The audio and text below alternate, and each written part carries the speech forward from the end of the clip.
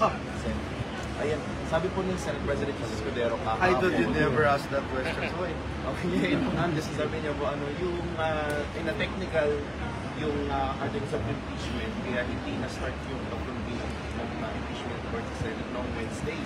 Ay kaya June 2, ang possible ma-start yung impeachment for VP Sara.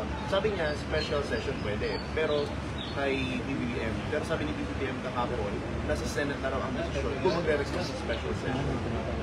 What's your take on that? Do we need to request?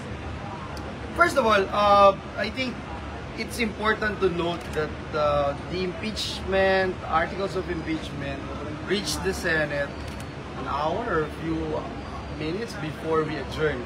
Okay? It's been with the House section for more than 2 months, di ba? Alam natin yan. And klaro sa atin lahat yun.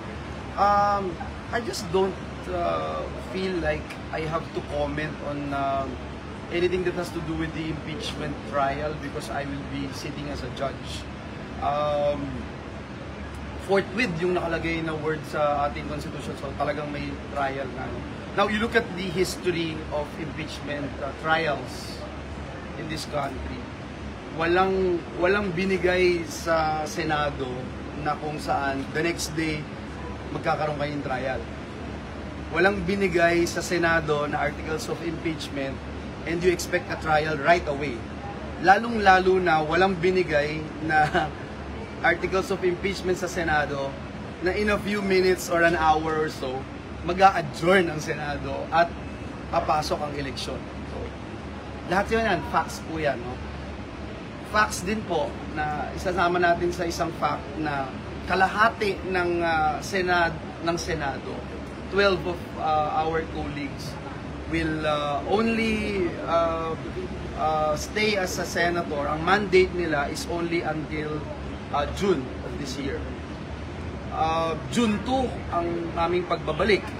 So why am I saying this? You cannot even muster a quorum kung 12 lang yung senador. Balikan ko ulit yung history ng mga trials. It takes 2 months or 6 weeks at least sa kasaysayan bago magkaroon ng trial. Bakit? Hindi po pwedeng mag-trial agad ng walang rules. Pag tinignan niyo yung impeachment rules, napakadami pang kulang. Paano i-dispose ang mga motions? Paano i-decide ang quorum? Kanina binanggit natin, 12. Kalahati mawawala na. Diba? Anong robe ang susuot? Papayag ba si Sen. Nancy na yung robe ganong kulay? Medyo si Sen. Nancy sa kulay ng robe. Rules during the time of impeachment ni Chief Justice Corona, if you recall, the late Senator Nene Pimentel said, ano ba ito, nagta-trial tayo, napakadaming kulang ng rules. Nagta-trial na. Wala pang rules pala sa ganito, sa ganyan. So ito, kailangan ayusin po ito. Ano ho yung pinaka-point ko? I think, ang best way to look at this is, magiging makatarungan ba ang trial? Magiging credible ba? At magiging transparent ba ito sa ating taong bayan? Yun lang po yung pakialam ko at yun lang yung kaya ko pong sabihin. Dahil yung merits of the impeachment, hindi ko pa nakikita po actually. Kakabigay lang po sa amin. Whether napag-aralan ito o hindi, it's beside the point. Ang nakakalungkot lang, yung ilang mga kasama natin sa camera, na yung mga statements nila, no, I think they should be very careful with their statements. Lalo na yung mga tumatakbong senador.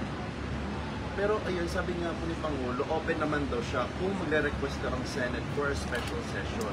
So, kung halimbawa magkatanungan man sa Senado, would you recommend? Or para lang po rin? Let me also point out that for us to move forward in the Senate, that's another way na sinasabi mo. But yung for us to move in the Senate, it must take a plenary action. Must take a plenary action because right now it's just there. Hindi pa siya nare-refer sa order of business, hindi pa siya part ng reference of business, hindi siya nabasa sa plenaryo, hindi siya na-refer sa plenaryo, walang binanggit sa plenaryo, ni isang senador kahapon o kamakalawa ay walang nagsabing ito ay importante at ito ay dapat i-prioritize ng Senado? Not one. Not one. So we were so focused on what we wanted to accomplish, and I think we even overachieve yung aming goals dito sa Senado para ipasa itong napakadaming third reading, napakadaming bills and resolutions na ipinasa ngayon ng Senado. Kung titingnan nyo, parang isa ito sa pinakamadami sa kasaysayan itong window na ito. So wala po. So to answer your question, I myself will not ask for it. But if the president asks for it, why not? I will comply willingly. Pero yun nga po not one. And I can't even make that statement for my colleagues. Pero not one actually stood there. Kasi kung may isa man lang na nagsabi doon sa plenaryo na gusto kong itackle ito, pagdesisyon na natin, pagdebatihan natin, gusto kong magkaroon ng trial kaagad or ayusin natin yung rules, wala po wala akong nagsabing isa. Kaya ako, we commend our Senate President na focus siya sa trabaho and what is really important. Yun yung ginawa mo ng Senado. Thank you po. Thank you. Thank you po. Salamat. Thank you, Sen. Salamat.